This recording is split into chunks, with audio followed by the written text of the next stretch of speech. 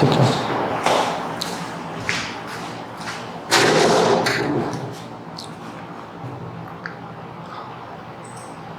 Online है सभी। Good evening everyone. Okay, चलिए लास्ट क्लास में डेक्कन प्लेटू तक हम लोग कर चुके हैं। Okay, without wasting time move on to next topic. Last class तक किसी को कोई डाउट हो तो पहले पूछ सकता है ताकि आगे प्रोसीड करें हम। हाँ बताएं।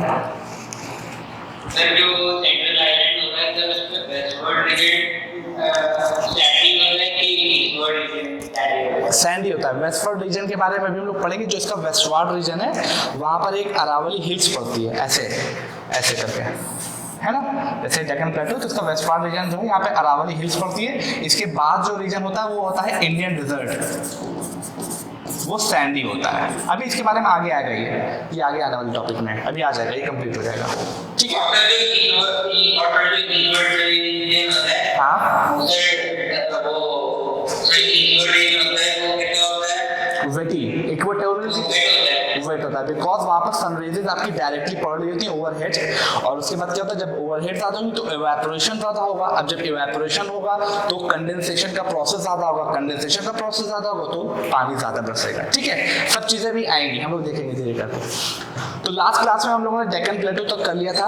अब उसके बाद आज जो हम लोग करेंगे, ये इमेज सबको क्लियर है? यहाँ तक सबको क्लियर था एकदम? ठीक है। ये पोर्शन हमको पता ही था क्या था, नीचे वाला पोर्शन हम देख चुके थे। अब देखिए इसी इमेज में हम काफी चीजें क्लियर करेंगे, उसके बाद आप लोग को हम थोड़ा डिस्क्रिप्शन में बताएंगे। इसी इमेज को एक बार थोड़ा सा क्लियर होकर देख लें। देखिए यहाँ तक हम लोग देख चुके हैं, ये रीजन कुछ देख चुके हैं, और ऐसे ये भी देख चुके हैं ना। ये हमको पता था ये सेंट्रल हाईलैंड है, और ये वाला जो रीजन है ये हमारा डेक्कन प्लेटू है। अब हमें करना क्या है, जो इंडियन फिजिकल फीचर थे उसमें हमको एक ये पार्ट पढ़ना है, जिसको हम लोग वेस्टर्न घाट बोलेंगे। इसी तरीके से हमको एक पार्ट ये पढ़ना है, इसको हम लोग ईस्टर्न घाट बोलेंगे। उसके बाद क्या होगा कि वेस्टर्न घाट, और ये कौन सा रीजन है, ये कौन सा रीजन पढ़ना है जो ब्लू कलर का दिख रहा है, बे ऑफ बंगाल। और ये वाला कौन रीजन है, अरेबियन सी। तो अभी हमें पढ़ना क्या है, ईस्टर्न घाट, वेस्टर्न घाट, और एक रीजन पढ़ना है जो ईस्टर्न घाट और बे ऑफ बंगाल के बीच पड़ता है, ये वाला जो रीजन है इसको हम लोग बोलते हैं coastal plain, eastern coastal plain. इसी तरीके से वेस्टर्न घाट और अरेबियन सी के बीच में एक छोटा सा प्लेन पड़ता है, उसको हम लोग बोलते हैं वेस्टर्न कोस्टल प्लेन। इनके बारे में पढ़ना है। और ये जो छोटे छोटे से आपको आइलैंड दिख रहे हैं, अंडमान एंड निकोबार, और ये जो छोटे छोटे आइलैंड देख रहे हैं ये है लक्षद्वीप। इनके बारे में पढ़ेंगे और पूरा आपका फिजिकल फीचर कंप्लीट हो जाएगा। ठीक है, तो एक एक करके स्टार्ट करते हैं। हम लोगों को क्या देखना है, सबसे पहला वेस्टर्न घाट। वेस्टर्न घाट के लिए एक इमेज आप लोग देखिए, ये इमेज है, थोड़ा सा पार्शियली मैंने इंडिया को ड्रॉ किया है। आप लोगों को पता होगा कि एक ट्रायंगुलर शेप में आपका वो था डेक्कन प्लेटू, है ना।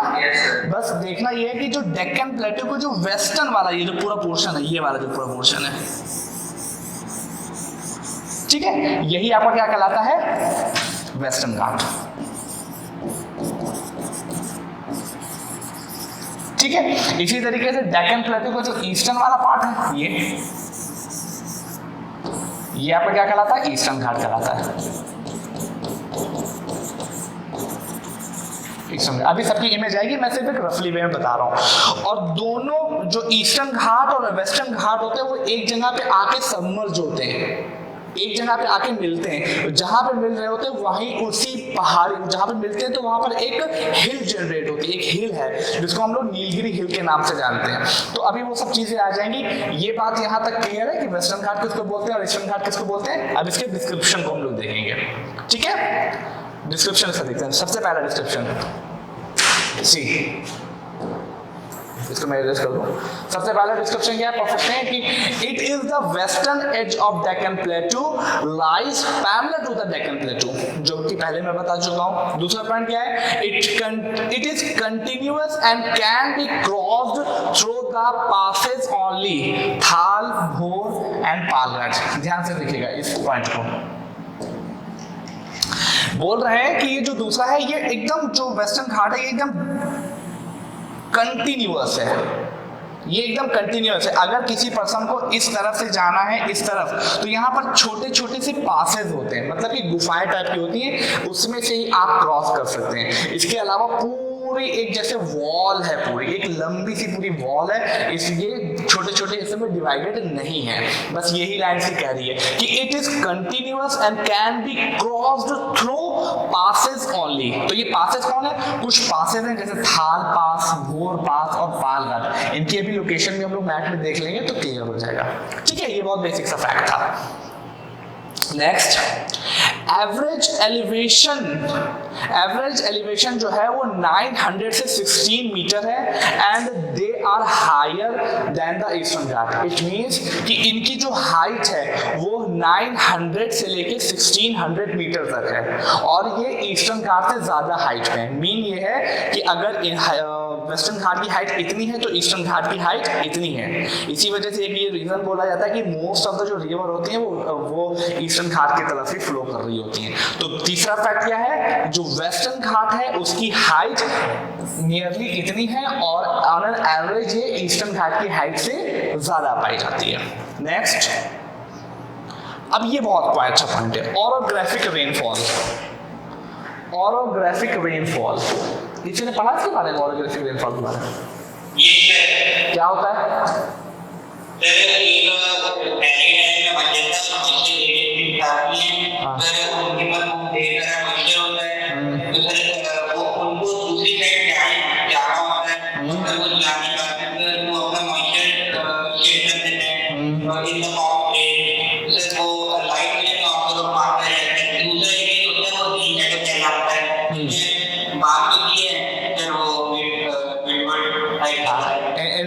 देखिए बहुत बेसिक सा है, जैसे बताया इन्होंने। What's your name?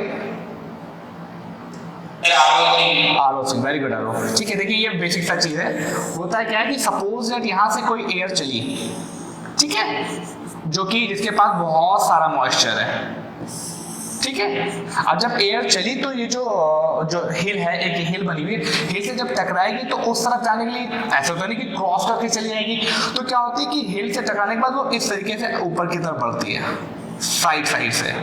अब जब ये ऊपर की तरफ जाने लगती है तो हमको पता है कि जितनी हाइट बढ़ती जाएगी वहां पर ठंड बढ़ती चली जाएगी, टेम्परेचर कम होता चलेगा। जब टेम्परेचर कम होगा तो वहां पर कंडेंसेशन का प्रोसेस ज्यादा हो जाएगा और जब कंडेंसेशन का प्रोसेस ज्यादा होगा तो ऊपर बढ़ते कुछ हाइट पे ये पहुंचती है और उसके बाद इतनी ज्यादा कंडेंस हो जाती है कि वो अब वॉल्यूम से बढ़ जाता है, उसके बाद वो पानी के रूप में गिर जाती है। तो ये जो फिनोमिना है जिसमें वेट एयर जो हिल की फ्लो को यूज करते हुए ऊपर चढ़ रही है, वो इतनी ज्यादा कंडेंस हो जाती है कि फिर वो पानी वहां पर बरसाने लगती है। इसी प्रोसेस को ऑरोग्राफिक रेनफॉल बोला जाता है और ये प्रोमिनेंटली कहाँ पे पाया जाता है? वेस्टर्न घाट में। इसी वजह से वेस्टर्न घाट की जो चौथी मेन इंपॉर्टेंट फीचर है वो है ऑरोग्राफिक रेनफॉल। बहुत बेसिक सा, क्लियर है?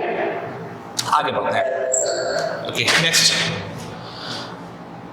देखिए। अब देखिए हमने फीचर देखिए। अब इसमें देखिए दो बहुत इंपॉर्टेंट हिल्स हैं, एक है अनायमुडी, नाम याद रखना आप लोग को जरूरी है, और दूसरी है दोदा बेटा। ये दो बहुत प्रोमिनेंट हिल हैं जो कि आपकी वेस्टर्न घाट की पाई जाती हैं। देखिएगा, एक पहली क्या है अनायमुडी और दूसरी है दोदा बेटा। इनका नाम है, नाम थोड़े अजीब से लेकिन आप लोग को याद रखने पड़ेंगे, दोदा बेटा। ये दो बहुत मोस्ट प्रोमिनेंट हिल हैं जो कि वेस्टर्न घाट की हैं। ध्यान रखिएगा, अनायमुडी 2695 मीटर की है और दोदा बेटा 2637 मीटर की है। तो हाईएस्ट कौन सी? Anamudi.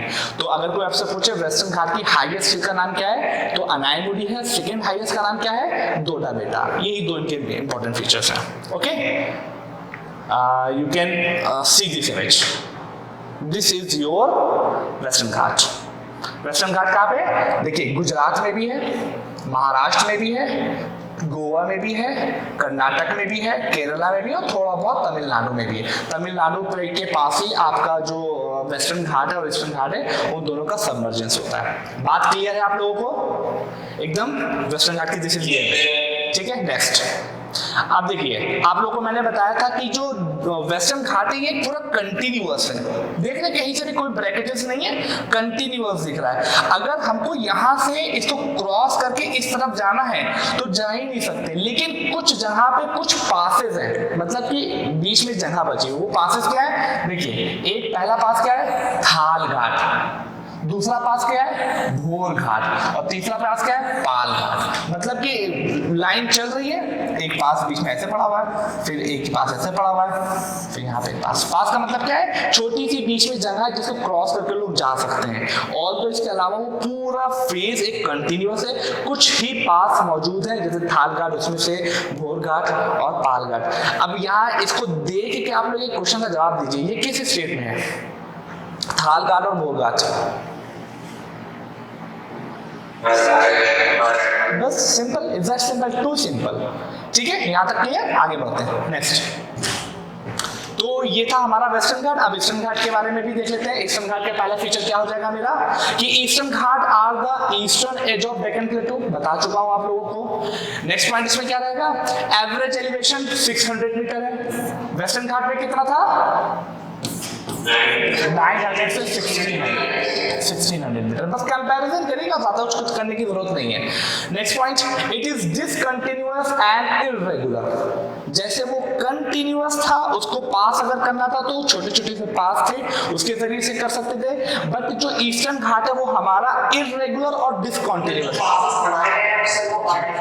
No no no, it's natural passes. Artificially it is not capable for a human being कि इसको पासेस क्रिएट करे।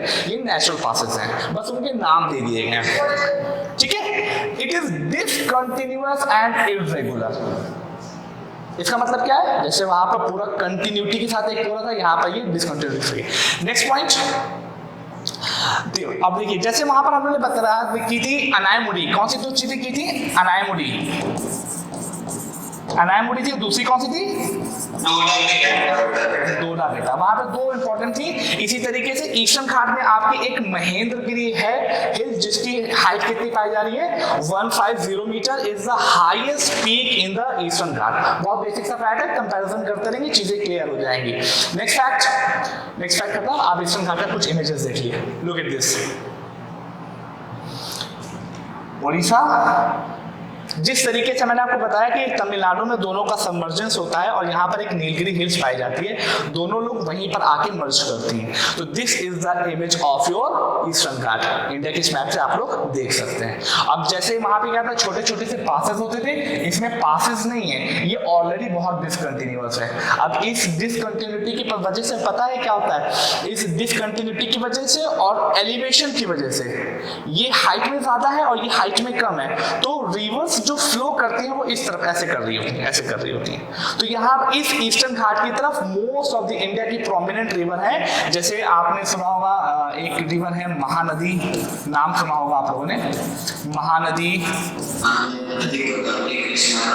कृष्णा, कावेरी। ये बहुत इंपॉर्टेंट कहीं ना कहीं डेल्टास क्रिएट कर रही होती हैं। डेल्टा पता है सबको कि नहीं? डेल्टा होता है कि जो रिवर अपने साथ बहुत सारा सेडिमेंट लाके कहीं पे डिपॉजिट कर देती है, तो फिर वो एक ट्रायंगल के शेप में वो फैलाती है सेडिमेंट को। तो वो जो पूरा रीजन जो बनता है ना, डेल्टा के शेप में आ जाता है। उसी वजह से उसको डेल्टा भी बोला जाता है। बहुत ज्यादा फर्टाइल एरिया होते हैं वो। ठीक है, तो ये ईस्टर्न घाट के बारे में कुछ बातें थी। आगे बढ़ते हैं। बहुत बेसिक सा फैक्ट था, हम लोग से देख चुके हैं। नेक्स्ट, अभी किसी ने क्वेश्चन पूछा था कि अरावली रेंज के वेस्टर्न वाला क्या होता है। देखिए,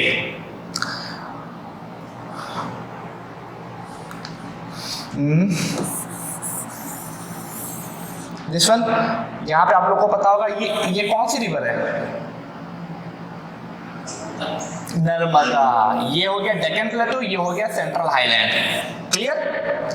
this is Narmada, this is central highland और दिस इज डेक्कन प्लेटू।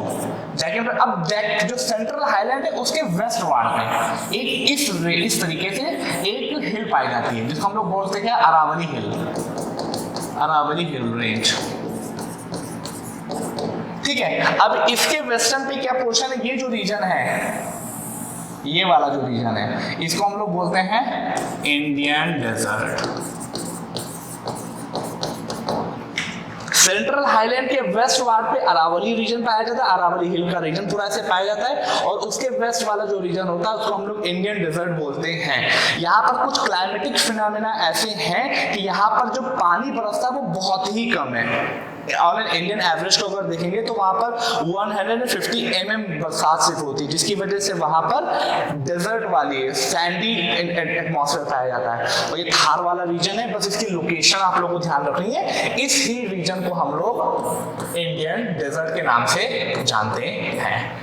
क्लियर है बात ये यहाँ पे? और ये कौन सा रीजन होगा? कहीं ना कहीं राजस्थान और थोड़ा बहुत गुजरात का भी रीजन है, और पाकिस्तान से ये टच कर रहा होता है। ये आपकी लोकेशन है। अब इसके बारे में कुछ इंपॉर्टेंट फैक्ट हम लोग देख लेते हैं। Fact number 1, yes sir, I'm sorry, I was absent for the last 3 classes. Sir, हम लोग क्या अभी ज्योग्राफी में बस बेसिक्स कवर कर रहे हैं? नहीं, ये जो प्रोसेस है आपके एनटीसी के एग्जाम के लिए जो भी सिलेबस है वो इसी के थ्रू है। आपका जो पेपर आएगा ज्योग्राफी के रिस्पेक्ट में बस इसी से आएगा, इसके बियॉन्ड कुछ नहीं जाएगा। क्लियर है? इसके बियॉन्ड कुछ नहीं जाना, बस आप लोग अगर इसको कवर अप करते रहेंगे। ये क्या है? 9th 10th एनसीईआरटी का समराइज पोर्शन है, ठीक है? तो ये बेसिक यही चीजें बस आपसे पूछी जाएंगी, तो जस्ट फॉलो अस और you will definitely get the enough marks from geography in your NTS examination. Don't worry about it. Sir, can you share the question list for everything we have done for the presentation? Sorry, your voice is not clear. Can you repeat? Syllabus marks, geography. Okay, उसको provide करा दिया जाएगा आपको provide करा दिया जाएगा। Don't worry, आपको provide करा दिया जाएगा, ठीक है? सिलेबस चाहिए आप लोग को, वो आप लोग को प्रोवाइड करा दिया जाएगा, ठीक है? नेक्स्ट, हाँ, first fact, it lies towards the western margin of the Aravalli hills. देख चुके हैं फैक्ट हम लोग, पहला फैक्ट था इसके बारे में। Next fact, it is arid climate with very low vegetation cover। Obvious सी बात है, जब वहां पर पानी नहीं बरस रहा है तो वहां का जो एटमॉस्फेयर होगा वो एरिड ही होगा। वहां पर वेजिटेशन एकदम नाम मात्र की पाई जाएगी। वहां पर कुछ वेजिटेशन के रूप में जैसे कैक्टस होता है, कैक्टस देखा भी होगा सब लोगों ने, ये सब चीजें वहां पे पाई जाती हैं, ठीक है? नेक्स्ट पॉइंट, यस, हाँ,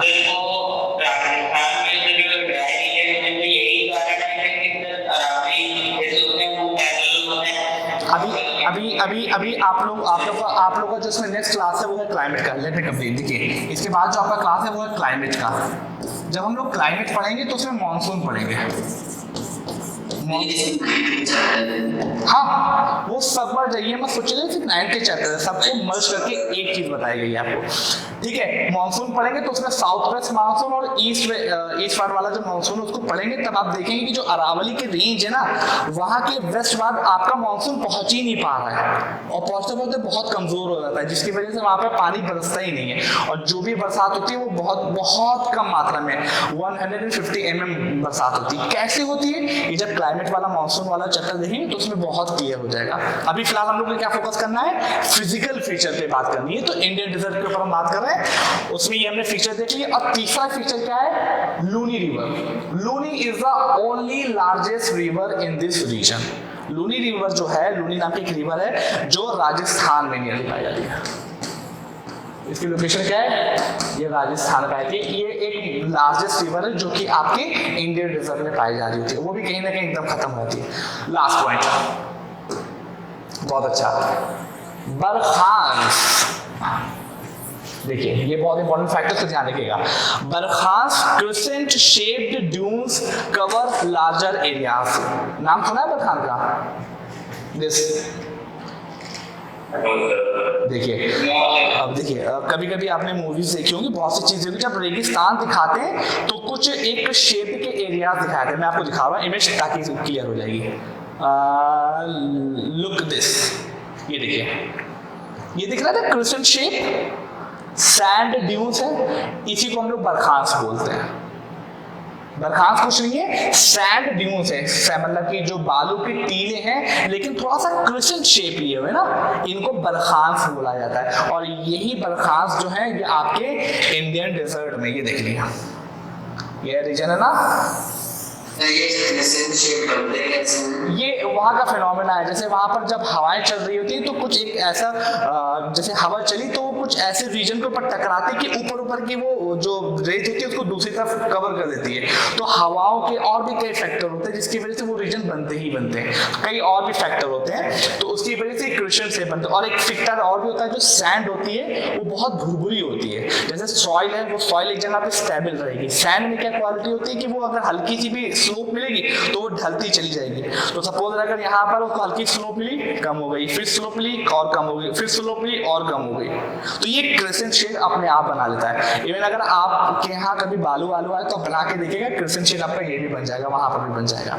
बहरहाल come to the point, region क्या था, इंडियन डेजर्ट क्या है, अरावली रेंज ये दिखाई दे रही है, उसके वेस्ट वाला रीजन, ठीक है। वेस्ट वाला जो ये पूरा रीजन पड़ता है ये आपका कहीं ना कहीं इंडियन डेजर्ट से सिंबलाइज होता है, और इसमें क्रिसेंट शेप्ड सैंड ड्यून्स पाए जाते हैं जिनको हम लोग क्या बोलते हैं, बरखांस,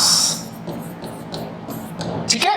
ये शेप इसके अंदर पाए जाते हैं। इसी में एक देखिए लूनी रिवर भी कहीं ना कहीं फ्लो कर रही होती है, ये इसकी लार्जेस्ट रिवर है। Okay, let's move on to next topic. ठीक है, कोस्टल प्लेन। कोस्टल प्लेन जैसे मैंने बताया था अगेन,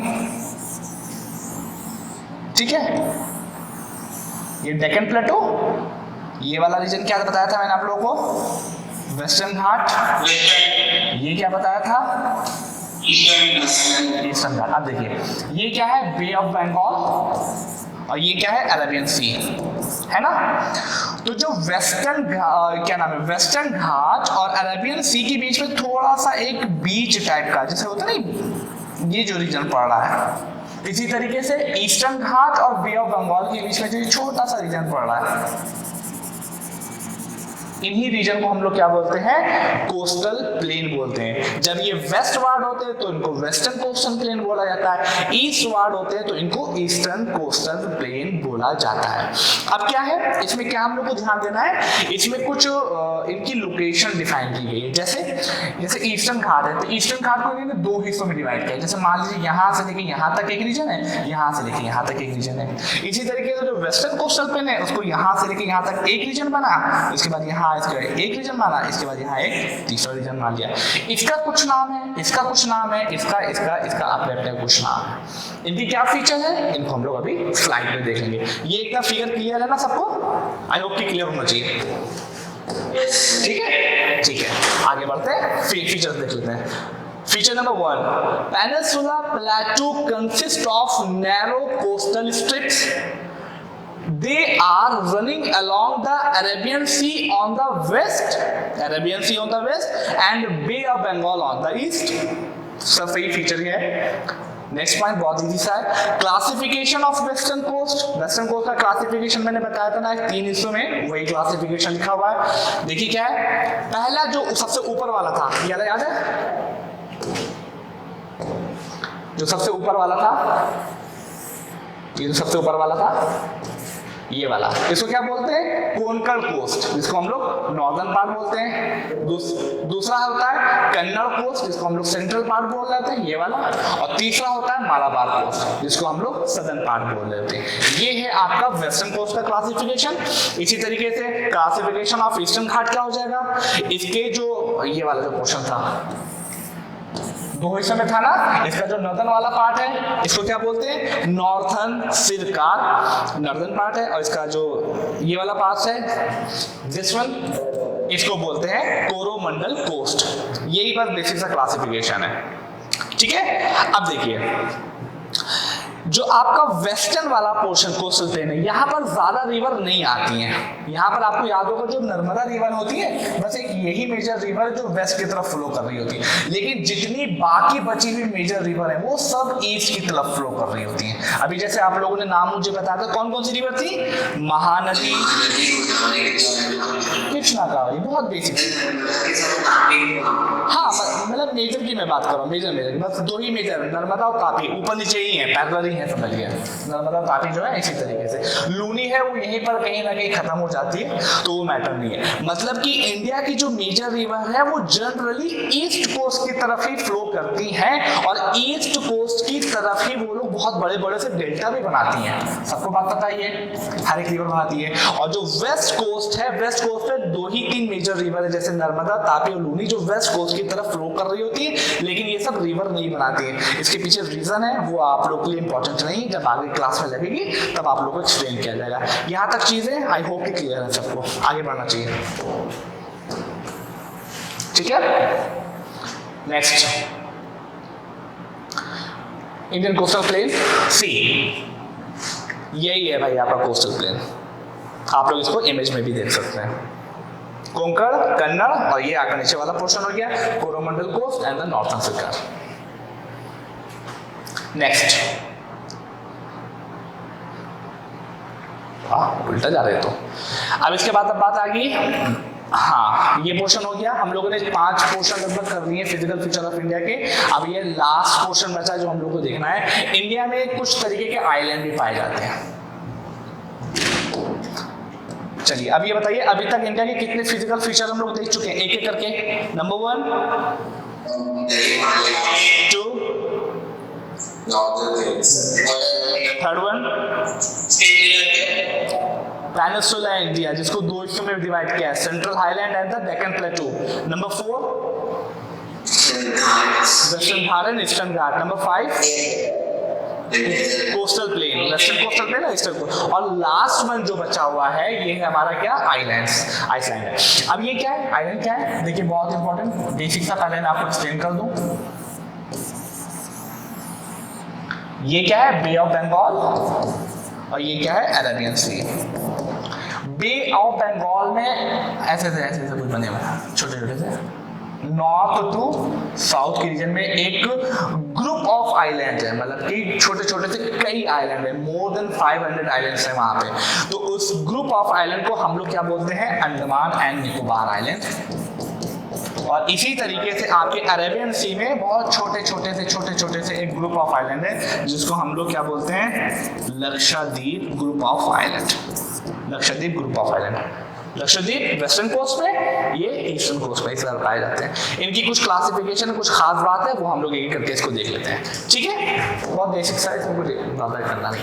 देखिए फैक्ट नंबर 1, वेस्ट वाला close to Malabar coast, close to Malabar coast of Kerala, and they are composed of small coral island। बात समझ में आई कुछ इसमें?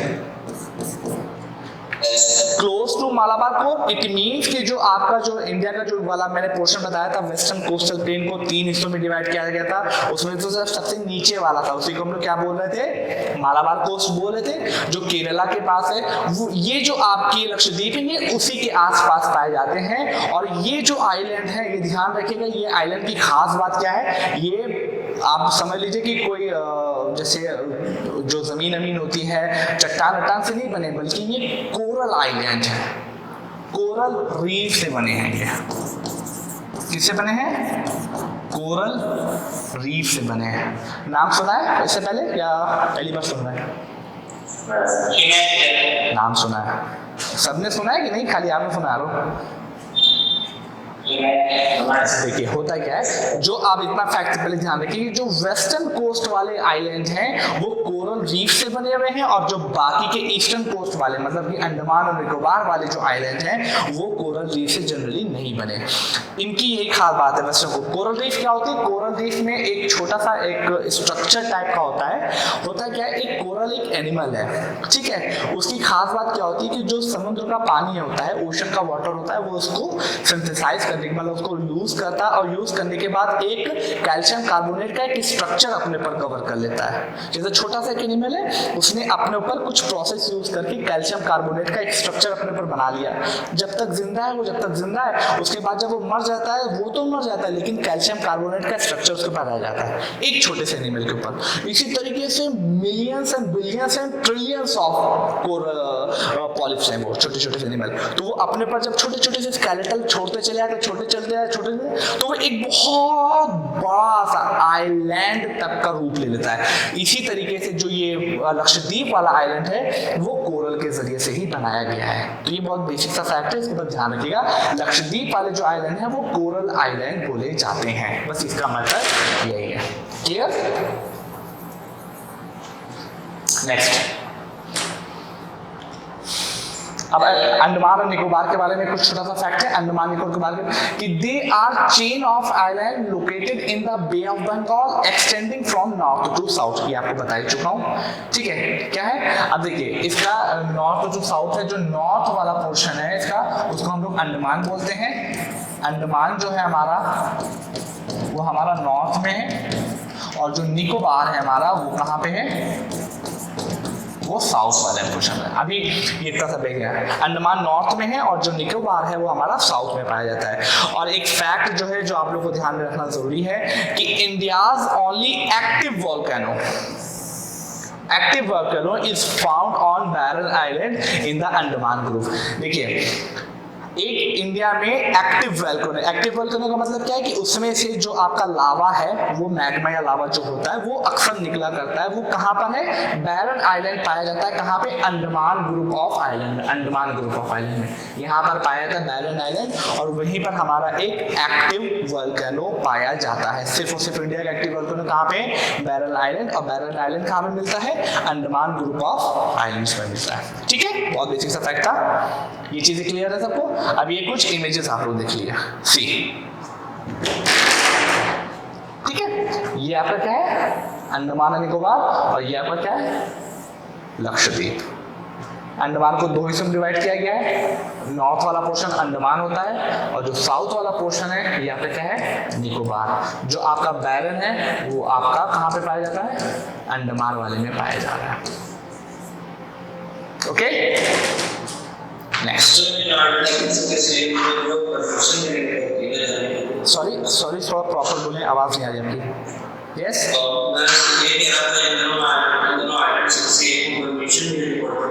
हाँ देखिए अब यहाँ पे प्रोसेस है। जो कुछ इंडिया में रीजन ऐसे हैं कि जहाँ पर आपको जाने के लिए इवन उसको क्या बोलते हैं, आपको परमिशन तो लेनी पड़ती है। पूरे चार्ट बनते हैं, जैसे नॉर्थ ईस्टर्न के भी कुछ रीजन ऐसे हैं। ये पूरा क्लासिफिकेशन है, बड़ा मजेदार पढ़ाई इसके बारे में।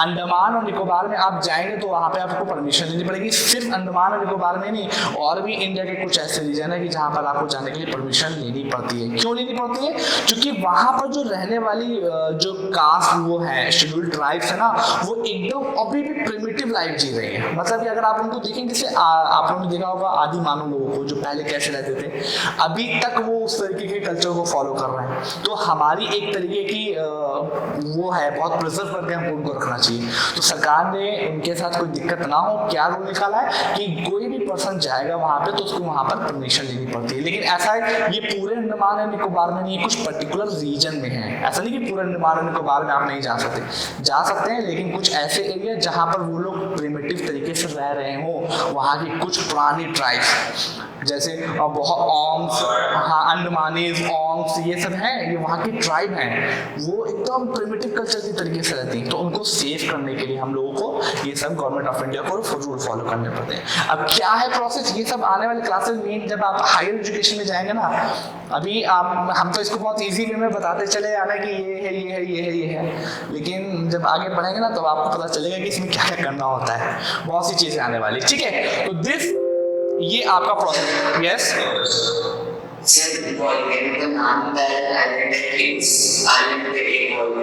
इस आइलैंड ट्रैक बैरन आइलैंड है, उसी को अक्सर लोग बोल देते हैं कि यही वोल्केनो का नाम है, बैरन आइलैंड है। और वही आइलैंड पे ऑब्वियस सी बात है वो पर्टिकुलर लोकेशन है ना, तो उसको कभी कभी बैरन आइलैंड भी बोलते हैं और बैरन वोल्केनो भी बोल देते हैं। तो वो सेम ही चीज है, समझिए। उसी आइलैंड पे ही वो वाला वोल्केनो पाया जाता है। Clear? Yes Yes. Sir, I've read about nautical miles and how the UN gives authority to different nations. If they specific nautical miles that are resources, nautical miles देखिए ये होता क्या है कि ये इंटरनेशनल ट्रीटी है, एक ट्रीटी है इन क्लॉज, शायद मैं एक चीज बताया था, होता है क्या, एक है अनक्लॉज। आई होप कि आप लोग इस चीज को समझ पाए, मैं क्लियर कर रहा हूँ, बहुत बता रहा हूँ। इसको मैं लिख नहीं पाऊंगा लेकिन आपको एक्सप्लेन कर दे रहा हूँ। देखिए ये ना दिखाई दे रहा है, ये क्या लिखा हुआ है, यूएन क्लॉज, इसको बोलते हैं united nation clause on law of the sea, convention on the law of the sea, इसका फुल फॉर्म है। इसने कुछ रूल बनाए हैं, इसने कुछ रूल बनाए कि पर्टिकुलर जैसे कोई एक रीजन है, जैसे इंडिया है, ठीक, इंडिया एग्जैक्टली कहां तक पाया जाएगा, यहीं तक पाया जाएगा। लेकिन उसके बाद अब सपोज दैट यहां से म्यांमार स्टार्ट हो रहा है, यहां से मान लीजिए म्यांमार है, देखिए होगा आपने म्यांमार की लोकेशन देखी होगी, है ना, म्यांमार की लोकेशन। अब हमको कोई ये बताए कि यहां से लेके कहां तक, यहां से लेके कहां तक इंडिया अपना अधिकार रख सकता है, और फिर म्यांमार कहां से लेके कहां तक अधिकार रख लेगा। होना चाहिए ना, कोई ऐसी जगह होगी जहां पे कंफ्लिक्ट हो जाएगी, हो सकता है ना, जैसे कि साउथ चाइना सी की लोकेशन, शायद मैं लोकेशन तो अभी दिखा नहीं सकता आप लोगों को, साउथ चाइना सी हमेशा कंफ्लिक्टेड एरियाज है। क्यों है, क्योंकि वहां पर चाइना क्लेम करता है कि वहां तक मेरी लाइन पहुंच रही है, और वहां के जो छोटे छोटे से कंट्रीज हैं वो कहते नहीं आप मेरे पर हड़प रहे हो, ऐसा कुछ नहीं है, ये मेरी रीजन है। तो ये सब कैसे प्रॉब्लम सॉल्व होगी कि किसकी बाउंड्री, इंडिया यहाँ के बाद जो ओशन है, जो बे ऑफ बंगाल में, उसमें कहाँ तक उसका अधिकार है। इन सारी प्रॉब्लम को दूर करने के लिए यूनाइटेड नेशन ने एक संस्था कन्वेंशन बनाई, united nation convention on the law of the sea, sea पर किस तरह के लॉ फॉलो किए जाएंगे, उसी के आधार पर बताया जाता है कि इतने नॉटिकल माइल तक इंडिया की अधिकार रहेगा, उसके बाद हाई सी आ जाएगी। बहुत अच्छे कॉन्सेप्ट हैं, बस आप इतना ध्यान रखिए कि इन तरह की प्रॉब्लम को सॉल्व करने के लिए एक यूनाइटेड नेशन में कन्वेंशन है, जो किस नाम से, united nation convention on law of the sea, जो डिसाइड करती है कि इंडिया के मेन लैंड, किसी कंट्री के मेन लैंड के बाद ओशन में कहां तक किसी कंट्री का आधिपत्य रहेगा, और कहां के बाद किसी दूसरी कंट्री का आधिपत्य हो जाएगा, और कहां पर किसी कंट्री का आधिपत्य नहीं रहेगा। ये सब कौन डिसाइड करता है, अनक्लॉज। ये बहुत जबरदस्त चीजें हैं। अभी थोड़ा आइए तो अभी बहुत ही चीजें मजे आने वाले हैं।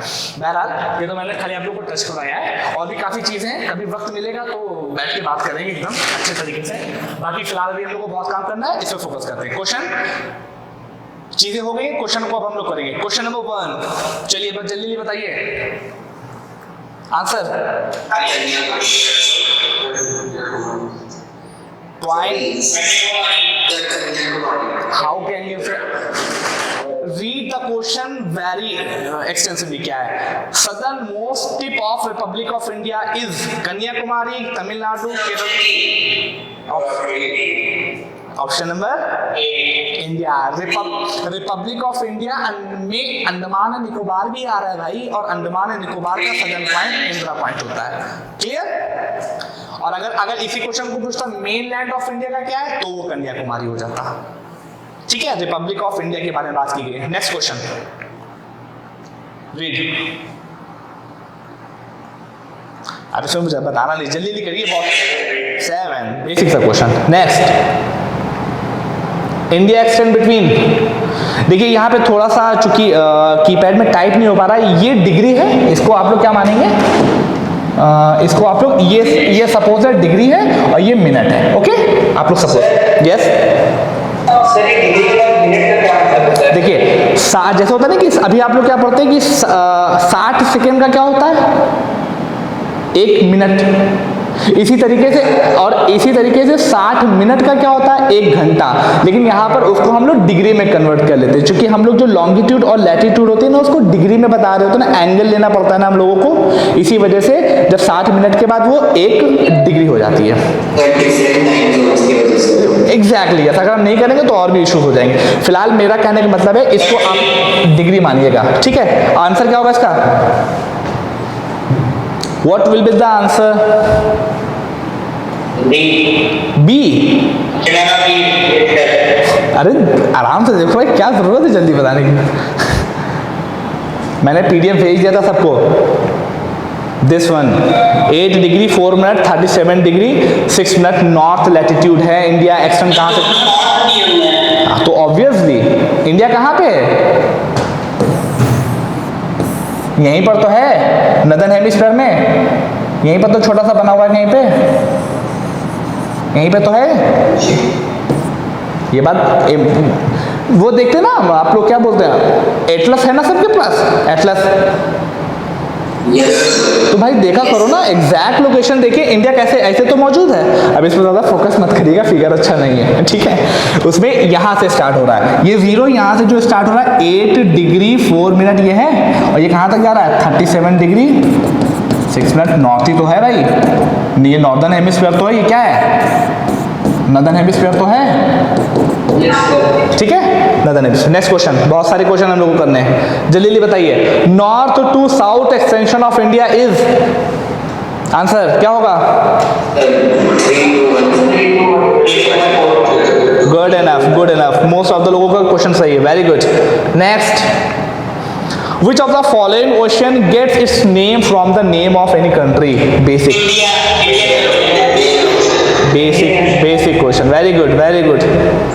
इंडिया comprises of, ये बताइए आप।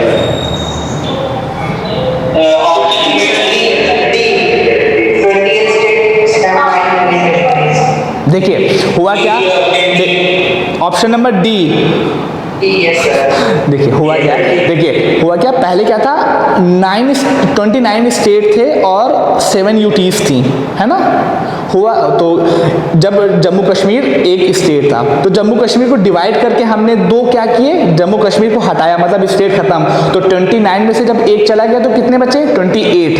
लेकिन वही स्टेट 2 यूटी में कन्वर्ट हुआ, है ना, 2 यूटी में कन्वर्ट हुआ ना, तो 7 यूटी थे और 2 ये मिला के कितने हो गए? 9, मतलब 28 और 9, ये वाला ऑप्शन होना चाहिए। लेकिन अभी क्या कंडीशन है, दमन और दीव और दादर नागर हवेली जो है ये रिसेंट डेवलपमेंट है, इन दोनों को मर्ज करके एक यूटी बना दिया गया है। तो अब कितने हो गए? 9 में से एक चला गया, 8। 28 स्टेट है और 28 यूटी है। बात क्लियर है ना? नेक्स्ट, दमन और दीव एंड दादर नागर हवेली, ये मुंबई के पास वाले रीजन है। लोकेशन मैप में देखिएगा, सब दिखेगी आप लोगों को, थोड़ा सा मैप को सर्च करिए।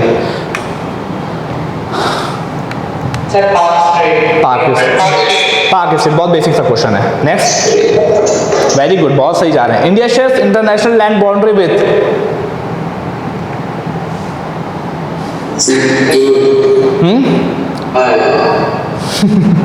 It is a too tricky question, I hope कि आप लोग इसको कर ले जाएं। Be conscious when you read this question. Be number 1,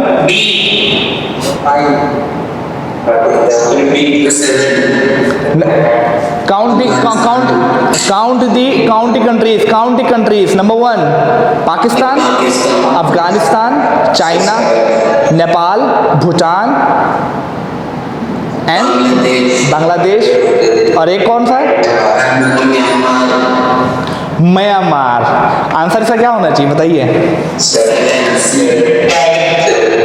अच्छा, आंसर इज 6। बांग्लादेश के साथ हमारी लैंड बाउंड्री नहीं है, ओशन बाउंड्री है उसके साथ। नहीं समझ में आया? जो हमारी उनके साथ जो बाउंड्री टच हो रही है वो मेन लैंड नहीं है। जैसे श्रीलंका के साथ कैसा है, ओशन में है, उसी तरीके से जो बांग्लादेश का वेस्ट बंगाल भी कहीं ना कहीं आपके उसी ओशन के जरिए से, मेजरली ओशन के जरिए से टच है। कभी आप लोग उसका जब मैप देखेंगे तो वहां पर ब्लू कलर का मैप बनाया जाता है। ये क्या सिंबलाइज करता है कि ओशन के जरिए से कहीं ना कहीं हम लोग बांग्लादेश के साथ टच कर रहे हैं। ठीक है, ये आप लोग जो बोल रहे हैं इसमें मैंग्रोव फॉरेस्ट, और मैंग्रोव फॉरेस्ट कहाँ पे आते हैं? Ocean, marshy and the ocean के जो साइड वाले एरियाज होते हैं उसी में आते हैं। इसमें कभी कभी देखिए ध्यान रखिएगा, इसमें ध्यान रखिएगा जो 7 आंसर है वो भी कभी कभी एक्सेप्ट किया जाता है, लेकिन अगर एकदम हार्डली पूछ लिया जाए कि वहां पर ओशन नहीं सिर्फ लैंड बाउंड्री के साथ जो टच है वो 6 है, और अगर थोड़ी बहुत ऊपर नीचे करके किया जाएगा तो 7 भी बताया जा सकता है, लेकिन 6 मेजरली लैंड से। देखिए यहाँ पे मैं ब्रॉड लिखना भूल गया, मेजरली पूछा था, तो उस हिसाब से 6 कंट्रीज हैं। ओशन का जहां पे नामो निशान ना हो उसके बारे में बात हो रही है। बांग्लादेश का नहीं, आसाम वाला जो मैंने बताया ना, मेजर रीजन क्या है, मेजर रीजन की मैं बात बोल रहा हूँ, जो मेजरली सिर्फ और सिर्फ लैंड से यहाँ पे एक वर्ड लिखा होना चाहिए स्पेसिफिकली, वो शायद मिस हो गया है, स्पेसिफिकली, ठीक है, तो इसको ध्यान रखिएगा। स्पेसिफिकली लैंड की बात है, यहाँ पे मिसप्रिंट है, तो स्पेसिफिकली 6 कंट्रीज हैं जो कि लैंड से टच करती हैं स्पेसिफिकली। जैसे बांग्लादेश के साथ हमारी सिर्फ चाइना के साथ हमारी लैंड बाउंड्री है, पाकिस्तान के साथ हमारी लैंड बाउंड्री है, ठीक है। ये थोड़ा सा कन्फ्लिक्टेड क्वेश्चन है, लेकिन मेजरली लैंड से कौन सी कवर है, 6 हैं, और अगर ओवरऑल देखें तो 8 कंट्रीज के साथ हम टच कर रहे हैं, और जो सभी के साथ है तो वो 7 कहीं ना कहीं है। Next question, this one,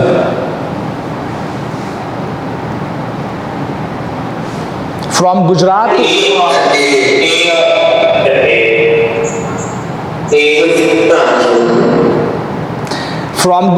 to Arunachal Pradesh there is a time lag of, इसका मतलब क्या है कि अगर यहाँ पर आज अभी 7 बज रहा है, ठीक है, तो इसी समय पर अरुणाचल प्रदेश में कितना बज रहा होगा, 9, तो इसमें कितने घंटे का फर्क है, 2 आवर्स का फर्क है, 2 आवर्स का।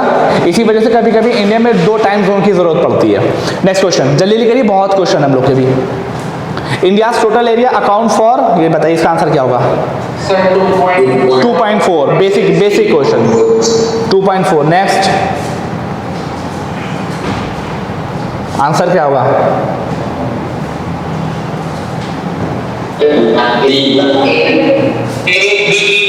97, ठीक है। चलिए तो फिलहाल एक चीज़ ये है कि ये जो क्वेश्चन की लिस्ट है इसकी PDF मैं आप लोगों को सेंड कर दूंगा, और इसके मार्किंग एक, यस जरूर भेज देंगे। देखिए करना क्या है, अभी जो ये क्वेश्चन की PPT है इसकी PDF मैं आप लोगों को ग्रुप पे सेंड करूंगा, और इसका ध्यान रखिएगा एकदम रिलीजियस पॉइंट ऑफ व्यू से इसको आप लोगों को सॉल्व करना है, और सारे आंसर की मार्किंग करके एक पेज पे नंबर 1 का दिस आंसर, नंबर 2 का दिस आंसर, नंबर 3 का दिस आंसर सेंड करके ग्रुप पे, अगर नहीं हो पा रहा तो मुझे पर्सनली सभी लोगों को इंडिविजुअली भेजना है इसका आंसर, बिकॉज अभी टाइम हो चुका, सर वेट कर रहे हैं, नेक्स्ट क्लास आपकी होने वाली है। तो इसकी PPT में आप PDF आपको भेजूंगा, और सबके आंसर आप लोगों को टिक करके मुझे सेंड करने हैं, ओके। तो फिलहाल अभी के लिए थैंक्स, और बाकी आपके नेक्स्ट क्लास स्टार्ट होने वाली है, आप लोग उसको कंटिन्यू कर दिए, ओके। इसी को कंटिन्यू कर लीजिएगा, कोई आपको नया लिंक नहीं भेजेगा, इसी पे आपके कंटिन्यू हो जाएगा, okay. Thank you class, see you next month, my pleasure.